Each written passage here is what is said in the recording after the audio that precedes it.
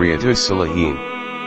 Chapter 291, Prohibition of meeting a non-Mahram woman in seclusion.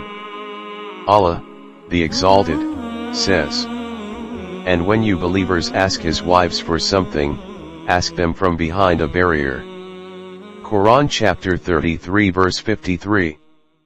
Uqba bin Amir, may Allah be pleased with him, said, "The Messenger of Allah peace be upon him said, avoid entering a place in which are women, uncovered or simply to mix with them in seclusion."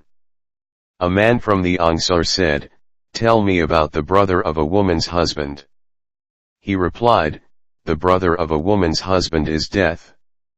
Reported in Sahih al-Bukhari and Muslim. Commentary: this hadith tells us an extremely important point in respect of the veil about which the majority of Muslims are unaware or negligent. The point that it tells us that a woman must observe the veil from the real brothers, cousins etc., of her husband because their visits in her home are very frequent, and there may occur several occasions when they come across each other alone. For this reason, there are greater chances of mischief with them. This explains why the husband's male relatives have been regarded as death, that is, from the religious point of view they are fatal. In other words, if they commit the mischief, it will prove fatal because in an Islamic state this crime is punishable by rajm, stoning to death. This can also be fatal in another way. If the husband begins to suspect that his wife has illicit relations with someone else, he might kill her or divorce her out of his sense of honor. Even in case of divorce, her life will become desolate.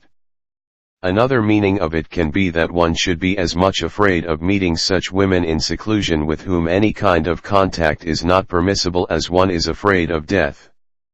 When a woman is required to observe the veil from the real brothers of her husband, why would it not be essential to observe the veil from the husband's friends?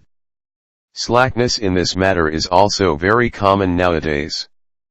Although the dangerous consequences of this fashion come to our notice every day through newspapers, people do not learn any lesson from them, and the fashion of non-observance of the veil is spreading fast like an epidemic. May Allah save us from this evil. Ibn Abbas, may Allah be pleased with them, said, "The Messenger of Allah peace be upon him said, no one of you should meet a woman in privacy unless she is accompanied by a mahram, i.e., a relative within the prohibited degrees." Reported in Sahih al-Bukhari and Muslim. Commentary: this hadith strictly prohibits Muslims from meeting a non-mahram woman in seclusion without her mahram, in order to avoid the temptation to commit the sin of adultery and fornication. Buraida, may Allah be pleased with him, said, "The Messenger of Allah peace be upon him said, the sanctity of the wives of mujahidun, i.e., those who strive hard and fight in the way of Allah, for those who remain at home, i.e., those who do not go to the battlefield to fight jihad, is like the sanctity of their own mothers. Anyone who remains behind to look after the family of a mujahid and betrays his trust, will be made to stand on the day of resurrection before the mujahid, who will take away from his meritorious deeds whatever he likes till he is satisfied."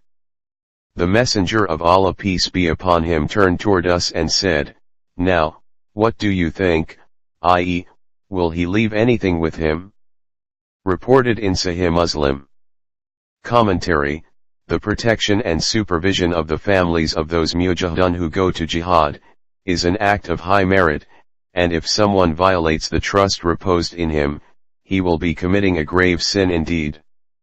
Such breach of trust shakes the very structure of mutual cooperation which has a singular importance in Islam.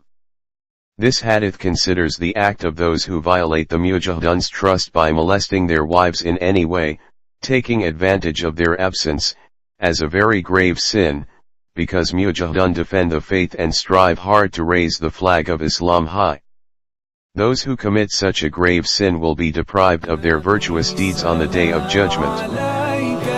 يا رسول سلام عليك يا حبيب سلام عليك صلاة